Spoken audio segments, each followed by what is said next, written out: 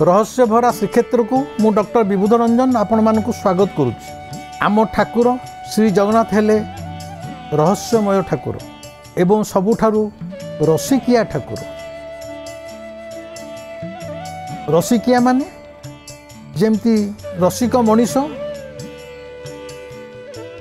दिन में 8-10 थर जी टे रसिक मनीष पुरी सब कहते अरे ये भारी रसिकिया सी तार पोशाक बदलू सेंट फेंट पकाउथो मल्लीमेल हाथ में गुड़े माने आनंद गोटे अलग ठाणी से जीवासा करूँ। रसिक पुरुष मान कथा मुझे कहया दरकार नहीं। आम ठाकुर हेले रसिकिया ठाकुर। से दिन में अनेक थर तांकर वस्त्र परिधान करती बदलाती। अति दामी पाट लुगा बहुत थर बेश होती। गजरा माल फूल से भर्ती हो जाती। जगन्नाथ पाखे जाए छिड़ा हे से मोह बासना करुवे। देहरे चंदन कर्पूर कस्तूरी प्रलेप प्रतिदिन दि जाए। प्रतिदिन तो कहुए देहरे कड़े 7 केजी चंदन प्रतिदिन देहरे बोला जाए। से चंदन देहरे फिर कर्पूर थी कस्तूरी थी जो कस्तूरीटा केवल नेपाल राजा दियंती वंशानुक्रमे। तेणु देह मोह बासना जमी आम मैंने सेंट पकाचे फूल सजा नानादी प्रकार वस्त्र से सजे ही रोथे। ता छड़ा दिन सारा खाऊे माने टकर पेटू ठाकुर ये आमर किसी कली किसी कम ना खाली बसवे खाइबे सुंदरिया चेहरा देखी खाली बसवे खाली खाइबे पेटू ठाकुर। सत कथा 60 पौटी भोग मु कहीपरि से पौटी केते किलो एने बर्तमान से समय 60 पौट। अरे 60 पौटी आमे परा 100 ग्राम जगह जदि मांस झोल होइछि बोली 300 ग्राम खाइद कि पनीर होइछि बोली जदि आउ टी अधिका भात खाइद हमर गैस एसिडिटी हो जाउछि। सी कोन 60 पौटी भोग तक प्रतिदिन अले खाली से 60 पौटी भोग अभड़ा खेचड़ी कानेका मिठा डाली आकु छाड़ी देला पर मध्य कम प्रकार पिठापଣା खजा लडू मगज लडू जगन्नाथ बल्लभ फेणी बिरी पिठा चेरा पिठा चढ़ी जाबतीय पिठापଣା। तेणु प्रतिदिन 60 पौटी भोग एणे पिठापଣା मिठा जातीय जेते जिनस खाई से आराम थाए। अच्छा यही भली गोटे ठाकुर पिता आमको क्या खाइबा भल लगे जो मान डायबिटीज होती डाक्तर कहूँ सबुदिन कलरा खाइब से भी खाइब इच्छा होनी। पिला बेले तो जेजे मत जेजे मो बुढ़ी माँ जो मुझे स्कूल पढ़ुली कुर्मी हेनी बोली दैनिक चिरेईता पानी मत पिआती माने मोर बांती हो जाए। पिता क्या भल लगे जीवनटा हूँ मिठा मिठार ये जीवन पिताटा किए जानी जानी खाए। किंतु यही भलिया रसिकिया ठाकुर जी खाली बेश होती एत प्रकार जिनस खाऊँ सी मध्य प्रतिदिन पिता खाती यहाँ आप भाभी पार्टी यही जो पिता खाती यहीटा गोटे भक्त पाई दैनंदिन भोगरे गोटे पिता मध्य भोग दि जाए। जगन्नाथंकर जहा किछि सब भक्त मानू नहीं मु तो बारंबार कहूँ विश्व एमती कौन सी गोटे ठाकुर नहीं जी ता भक्त पाई ता प्रथा परंपरा भितर ता पूजा अर्चना भितर भक्तों मान रक्षा भक्तों गुरुत्व देवाई अनेक जिनस जोड़ी दि जाइए। पिता कहीं ठाकुर खाती मु तो जानूँ ओडिशा माने पुरी बाहर लोक बहुत लोक जान थे किंतु साधारण आम जो सुधगर फुदगर हुए पुरी अभड़ा फाबड़ा जाए दशरे ब्राह्मण मान खुआई ता भितर गोटे पिता आइटमटा को निश्चय रखा जाए ठाकुर। गोटाए समय श्रीक्षेत्र में गोटे बुढ़ी थिला से सब लंडा होता है ता ना हूँ लांडी माता। पुरी रे लांडी माता हिसाब से सी प्रसिद्धि लाभ करथिला। जगन्नाथ को किए भाई हिसाब से बंधु हिसाब से सखा हिसाब से सहोदर हिसाब से भी भल पाती से दृष्टि देखती। कहीं कहीं जगन्नाथ को मध्य प्रेमिक हिसाब से देखती कहीं कहीं जगन्नाथ को निजर बापा हिसाब से बुढ़ा बापा हिसाब से देखती एवं कहीं कहीं जगन्नाथ को निजर पुओ हिसाब से बात्सल्य प्रेम जगन्नाथ को भल पाती जगन्नाथ मोर पुओ। लांडी माता जगन्नाथ थिले तार गेल्हा पुओ। लांडी माता जगन्नाथ को केवल निजर पुओ हिसाब से देखे। लांडी माता गरीब बुढ़ी माटी चाल घरटे पैसा पत्र ना अत्यंत गरीब बुढ़ीटे से कहे अरे मो पुओ को मुझे कौन प्रतिदिन खाया देवी पुओ तो मोर एत खाऊँ 60 पौटी भोग खाऊँ मिठा पिठा पणा खाऊँ मु भी कौन दे मु तो गरीब माटे से कौन करे ना पिता शाग टिके रांधिकी गोटे पथुली धरिकी मंदिर को जाए प्रतिदिन जाए गरुड़ स्तंभ पाखे जगन्नाथ को टेकी दिए अरे पुओ तू तो एत जिन खाइचु तू जो जिते प्रकार जिन खाऊँ केतले एत जो मिठा खाऊँ केतले कुर्मी हम केतले तो डायबिटीज हम अवश्य से बुढ़ी से डायबिटीज कौन था मुझे कहूँ बर्तमान समय पर तेणु तो केतले पेट भी बढ़ी हम तेणु तू टे पिता खा तू जिते जहाँ जिते बड़ लोक तू होता जिते सरपुली रे भासु था किंतु पुओ सबुदिन टिके पिता खाऊबू।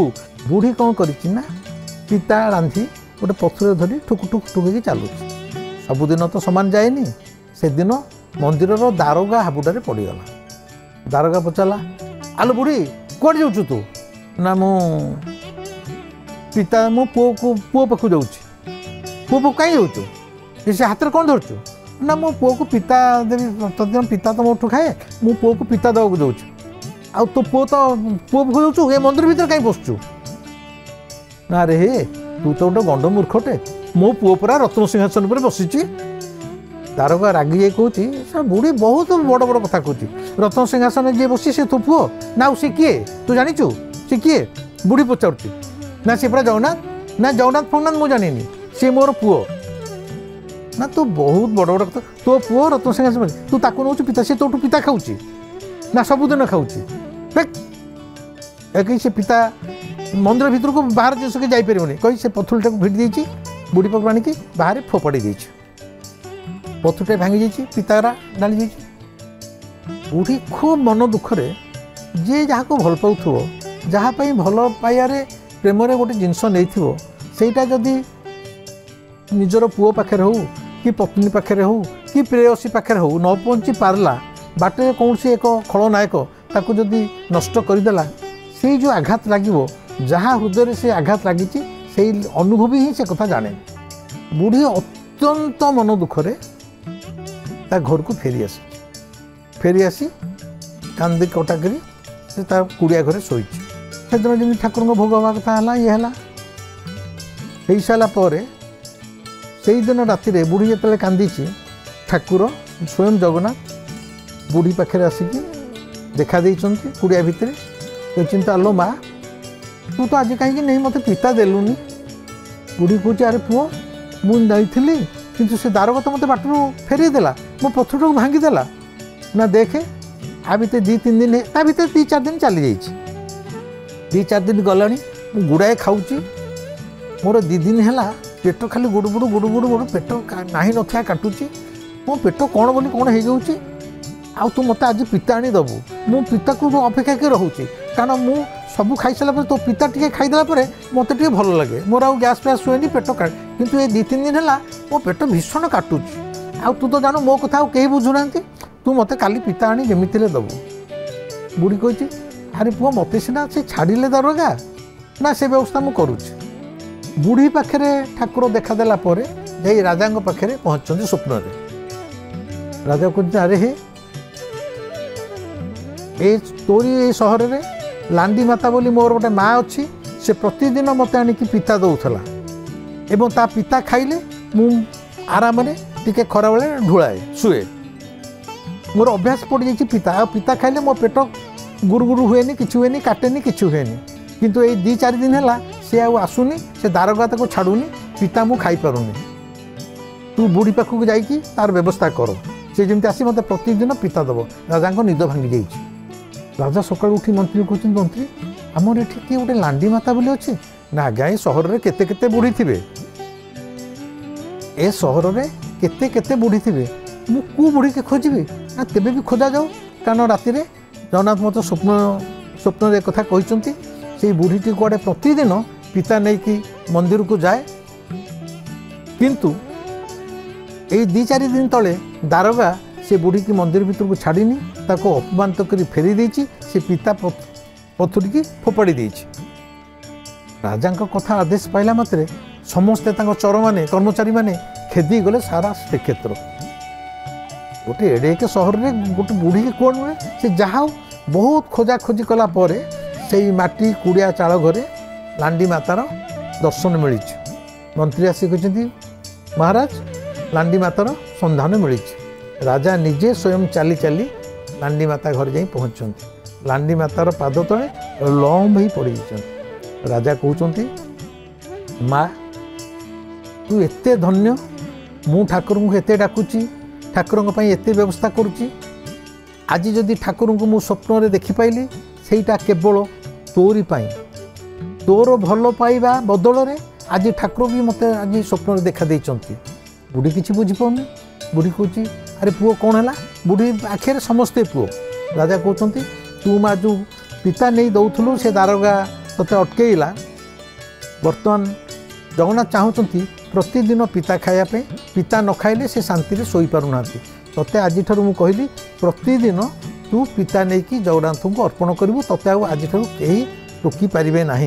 एवं से दिन ठारू लांडी माता मरिबा जाए से प्रतिदिन गोटे पथुरी रे पिता रांधिकी नहीं जगन्नाथ को अर्पण करे। यही जो जगन्नाथ को अर्पण करे लांडी माता थिबा अवस्था रे राजा कहले देख तू माँ आज अच्छु बुढ़ी हेलुनी काली संसार नथिबु से चिंता करना तू नथिले मध्य मु आज ठारू यही आदेश दौची निर्देश दौची जे जगन्नाथ पाखे तोरी यही बात्सल्य मातृप्रेमर स्मृति हिसाब से ठाकुर पाखे प्रतिदिन पिता अर्पण करा जिवो। एवं विश्वास करंतु से दिन ठारू लांडी मातार स्मृति रे जगन्नाथंकर एते 60 पौटी भोग भितर एते छेना खीरी नीली पूरी पिठा भितर पिताटा आज जाए अर्पण करा जाउची। एवं लांडी माता जो कुड़िया घरे रहूथिला लांडी मातार संसार जीवा परे सेटा वर्तमान मध्य सेटा लांडी माता नारे सेटा लांडी माता आश्रम। एवं एठारे पुणी थरे कहया कथा बारंबार मु कहूची गोटे बुढ़ीटे जगन्नाथ को पुओ हिसाब से भल पाऊँची ताको पिता दौची से पिता भोगटा मध्य ए दीर्घ 600-700 वर्ष भितर जगन्नाथ संस्कृति रे जोड़ी दि जाइए। ता तो कहया कथा से जेड़े राजा हो जेड़े कोटिपति हो देह सुस्थ रहिया को गले आमर प्रति खाद्य भितर मध्य मझिरे मझिरे पिता खाइबाटा अपरिहार्य जो संदेशटा जगन्नाथ ए समाज को दौचंती। एवं जार स्रष्टा बा स्रोत हेले आमर लांडी माता रहिली। पुणी आगामी अध्याय देखाबो। नमस्कार।